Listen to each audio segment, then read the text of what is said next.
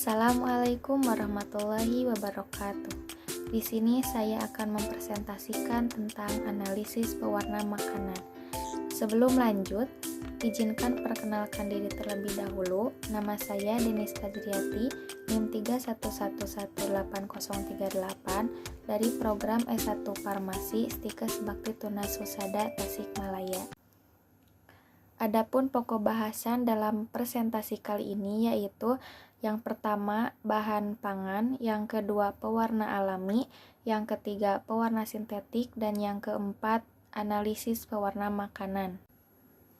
Langsung saja, definisi bahan tambahan pangan menurut Peraturan Menteri Kesehatan merupakan bahan yang biasanya tidak digunakan sebagai makanan dan biasanya bahan tersebut merupakan komponen khas makanan yang mempunyai atau tidak mempunyai nilai gizi yang dengan disengaja ditambahkan ke dalam makanan untuk maksud teknologi pada pembuatan, pengolahan, penyimpanan, perlakuan, pengepakan, pengemasan, dan penyimpanan. Tujuan penggunaan bahan tambahan pangan tersebut yaitu untuk meningkatkan atau mempertahankan nilai gizi dan kualitas daya simpan, membuat bahan pangan lebih mudah dihidangkan sehingga mempermudah preparasi bahan pangan tersebut. Pewarna alami merupakan zat warna atau pigmen yang diperoleh dari tumbuhan, hewan, atau dari sumber-sumber mineral. Zat warna ini telah sejak dahulu digunakan untuk pewarna makanan dan sampai sekarang pun penggunaannya lebih aman daripada zat warna sintesis. Nah, misalnya untuk zat warna alami asal tumbuhan, bentuk dan kadarnya berbeda-beda, dipengaruhi faktor jenis tumbuhan, iklim, tanah, umur, dan faktor-faktor lainnya. Nah, FDA Amerika Serikat menggolongkan zat warna alami ini ke dalam golongan zat warna yang tidak perlu mendapatkan sertifikat. Adapun jenis-jenis zat warna alami, yang pertama karoten. Nah, karoten ini menghasilkan warna jingga sampai merah. Biasanya digunakan untuk mewarnai produk-produk minyak dan lemak seperti minyak goreng dan margarin. Nah, dapat diperoleh dari wortel, pepaya, dan sebagainya. Yang kedua yaitu biksin. Nah, biksin ini memberikan warna kuning seperti mentega. Biksin ini diperoleh dari biji pohon Bixa orellana yang terdapat di daerah tropis dan sering digunakan untuk mewarnai mentega, margarin, minyak jagung, dan salad dressing. Yang ketiga yaitu karamel. Nah, karamel ini berwarna coklat gelap dan merupakan hasil dari hidrolisis atau pemecahan karbohidrat, gula pasir, laktosa, dan sirup malt. Nah, karamel ini terdiri dari 3 jenis, yaitu karamel tahan asam yang sering digunakan untuk minuman berkarbonat, karamel cair untuk roti dan biskuit, serta karamel kering. Yang keempat yaitu antosianin. Antosianin ini penyebab warna merah, orange, ungu, dan biru. Banyak terdapat pada bunga dan buah-buahan seperti bunga mawar, pacar air, kembang sepatu, bunga tasbih, atau yang lainnya. Yang kelima yaitu klorofil. Klorofil ini menghasilkan warna hijau yang diperoleh dari daun. Nah, banyak digunakan untuk makanan. Saat ini bahkan mulai digunakan pada berbagai produk kesehatan. Nah, pigmen klorofil banyak terdapat pada dedaunan, misalnya daun suji, pandan, katuk, dan sebagainya. Nah, daun suji ini dan daun pandan, daun katuk sebagai penghasil warna hijau untuk berbagai jenis kue jajanan pasar. Selain menghasilkan warna hijau yang cantik, juga memiliki harum yang khas. Yang terakhir yaitu titanium oksid. Titanium oksid ini berwarna putih dan dapat menyebabkan warna merah. Dalam bentuk kasar atau mutu, rendah titanium oksid ini digunakan sebagai warna dasar cat rumah. Nah, ada 2 macam kristal titanium oksid yaitu rutil anastase, tetapi anastase yang boleh dipakai untuk mewarnai makanan. Selanjutnya, pewarna sintetik. Zat pewarna sintetik ini merupakan zat pewarna buatan manusia. Nah, karakteristik zat pewarna sintetik ini adalah warnanya lebih cerah, lebih homogen, dan memiliki variasi warna yang lebih banyak bila dibandingkan dengan zat pewarna alami. Nah, berdasarkan rumus kimianya, zat warna sintetis ini dalam makanan menurut JECFA dapat digolongkan dalam beberapa kelas, yaitu azo, triatilmetana, quinolon, xanthen, dan indigoid.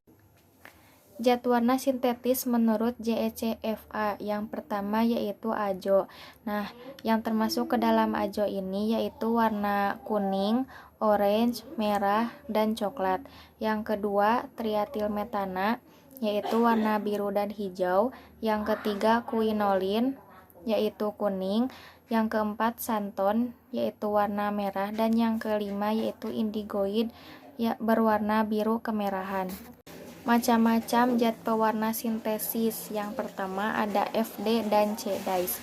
Nah, dyes adalah zat warna yang larut air dan diperjualbelikan dalam bentuk serbuk, granula, cairan, campuran, pasta, dan dispersi. Nah, dyes ini tidak dapat larut, hampir dalam jenis pelarut-pelarut organik. Jika akan dipakai dalam makanan yang tidak mengandung air, nah zat warna ini dapat dilarutkan dulu dalam gliserin atau propilen glikol. Zat warna ini stabil untuk berbagai macam penggunaan dalam makanan. Nah, dalam bentuk kering tidak terlihat adanya kerusakan. Yang kedua yaitu FD dan C-lax. Lax adalah pigmen yang dibuat melalui proses pengendapan dan absorpsi dye pada bahan dasar atau substrat yang tidak larut dalam air, yaitu alumina. Nah, lax ini tidak dapat larut dalam air, alkohol, dan minyak. Pemakaian lax tersebut dapat dengan mendispersikan zat warna tersebut dalam serbuk makanan, dan pewarnaan akan terjadi seperti halnya mencampurkan pigmen ke dalam cat. Macam-macam FD dan C dyes. Yang pertama yaitu ada amarans. Nah, amaran ini berupa tepung berwarna merah kecoklatan yang mudah larut dalam air, menghasilkan larutan berwarna merah lembayung atau merah kebiruan. Nah, selain itu juga mudah larut dalam propilen glikol, gliserol, dan larut sebagian dalam alkohol 95%. Yang kedua yaitu tartrazin. Nah, tartrazin ini merupakan tepung berwarna kuning jingga yang mudah larut dalam air dengan larutannya berwarna kuning keemasan. Kelarutannya dalam alkohol 95% hanya sedikit, dalam gliserol dan glikol mudah larut. Tartrazin ini tahan terhadap cahaya, asam asetat, HCl, dan NaOH 10%. NaOH 30% akan menjadikan warna berubah kemerah-merahan. Nah, mudah luntur karena adanya oksidator. FeSO4 membuat larutan zat pewarna menjadi keruh, tetapi Al tidak terpengaruh. Adanya tembaga Cu akan mengubah warna kuning menjadi kemerah-merahan. Yang ketiga yaitu sunset yellow. Nah, sunset yellow ini berupa tepung yang berwarna jingga, sangat mudah larut dalam air, dan menghasilkan larutan jingga kekuningan. Sedikit larut dalam alkohol 95% dan mudah larut dalam gliserol dan glikol. Nah, ketahanan terhadap cahaya oksidator ini hampir sama dengan tartrazin, sedangkan ketahanan terhadap FeSO4 lebih rendah. Pemakaian alat-alat tembaga akan menyebabkan warna larutan zat pewarna menjadi coklat gelap dan keruh. Dengan Al, warna larutan hanya sedikit berubah menjadi kemerahan. Yang keempat yaitu brilliant blue. Nah, brilliant blue ini merupakan tepung berwarna ungu perunggu. Nah, bila dilarutkan dalam air menghasilkan warna hijau kebiruan, larut dalam glikol dan gliserol, agak larut dalam alkohol 95%. Nah, zat pewarna ini tahan terhadap asam asetat tapi agak luntur oleh cahaya. Nah, agak tahan terhadap HCl 10% tetapi menjadi berwarna kehijauan. Sedangkan dalam HCl 30% menjadi hijau kekuningan. Nah, agak tahan terhadap NaOH 10%, dalam NaOH 10% akan membentuk warna merah anggur. Nah, ada perbedaan FD dan C dyes dan FD dan C lax. Nah, yang pertama itu ada kelarutan. Untuk light itu tidak larut dalam kebanyakan pelarut. Untuk dyes larut dalam air, propilen glikol, dan gliserin. Nah, untuk metode pewarnaannya, light itu dengan dispersi, jika dyes itu dengan pelarutan. Kemudian kandungan dye. Lights itu umumnya 10-14%, kemudian dyes warna primer 90-93%. Pemakaian Lux itu 0,1-0,3%, untuk dyes 0,1-0,03%. Nah, ukuran partikel Lux yaitu rata-rata 5 mikron, untuk dyes 12-200 mesh. Stabilitas cahaya dan panas Lux itu lebih baik daripada dyes itu baik. Kemudian kekuatan pewarnaan tidak proporsional dengan kadar dyes jika dyes itu proporsional dengan kadar dyes. Yang terakhir warna, Lux itu bervariasi dengan kadar dyes dan dyes itu konstan. Nah, gimana sih cara membedakan zat warna sintesis dengan alami? Nah, jika dibandingkan dengan warna yang dihasilkan, zat warna alami ini lebih pudar dibandingkan zat warna sintesis. Kemudian variasi warna zat pewarna alami ini sedikit, kemudian zat warna sintesis ini banyak. Harga zat pewarna alami ini lebih mahal daripada zat pewarna sintesis. Kemudian ketersediaannya, zat warna alami ini terbatas, sintesis ini tidak terbatas.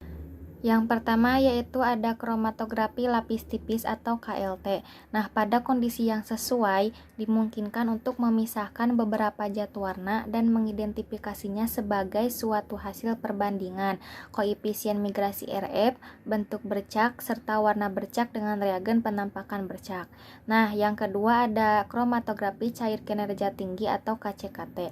Nah, KCKT merupakan metode yang paling umum dan juga dijadikan metode rujukan atau referensi. Nah, untuk analisis zat warna dalam makanan, sunset yellow, tartragin, amaran, dan brilliant blue. Dalam 3 jenis makanan yang berbeda telah dianalisis dengan KCKT menggunakan detektor diode array pada panjang gelombang 632 nm untuk brilliant blue, 524 nm untuk amaran, dan 484 nm untuk sunset yellow. Nah, kolom yang digunakan dalam ODS Jorbax 250 x 4,6 mm. Nah, dua jenis sistem fase gerak digunakan untuk pemisahan ini. Nah, sistem terdiri atas metanol untuk larutan A dan amonium asetat 0,08 m dalam air untuk larutan B. Nah, sistem 2 ini terdiri atas metanol A dan suatu larutan berair yang mengandung eta 0,005 m dan natrium asetat 0,03 m dengan pH akhir diatur 3,5 dengan penambahan asam asetat encer atau larutan B. Yang ketiga yaitu elektroporesis. Nah, elektroporesis kapiler ini yang digabungkan dengan perlakuan sampel ekstraksi fase padat telah digunakan untuk analisis zat warna alami, asam karminat, serta 7 warna sintetik seperti tartragin, fast green FCP, brilliant blue, allura red, indigo carmine, sunset yellow, serta nyokoksin dalam minuman susu. Selanjutnya, analisis dengan metode kromatografi kertas. Nah, prinsip kerja kromatografi kertas ini dengan parut air atau PAM, destilasi atau air sumur. Setelah zat pewarna diuji di ujung kertas rembesan atau elusi, air dari bawah akan mampu menyeret zat-zat pewarna yang larut dalam air lebih jauh dibandingkan dengan zat pewarna tekstil. Selanjutnya, prosedur kerja. Nah, yang pertama, melarutkan zat pewarna menggunakan air destilasi. Diperoleh konsentrasi 0,1 mg per mili atau 1 gram per mili. Yang kedua yaitu larutan tersebut diujikan pada kurang lebih 2 cm dari ujung kertas saring yang berukuran 20 x 20 cm. Kemudian yang ketiga, kertas saring tersebut dimasukkan ke dalam gelas yang telah diisi air secukupnya, kemudian diletakkan 1-1,5 cm dari dasar gelas. Kemudian air akan masuk ke dalam kapiler sampai 3/4 tinggi gelas. Nah, kertas saring tersebut diangkat dan dikeringkan. Setelah kering, kertas dilipat 2 dan dilipat lagi menjadi 3 sehingga terdapat 8 bagian antara spot asli dan batas pelarut. Kemudian seluruh analisis itu didapat selesai dari 1,5 jam dan hasilnya zat pewarna tekstil tidak bergerak pada tempatnya. Untuk referensi yang dipakai dalam presentasi ini yaitu yang pertama ada analisis bahan pangan, yang kedua bahan tambahan untuk makanan dan kontaminan. Terima kasih presentasi dari saya. Mohon maaf bila ada kesalahan. Wassalamualaikum warahmatullahi wabarakatuh.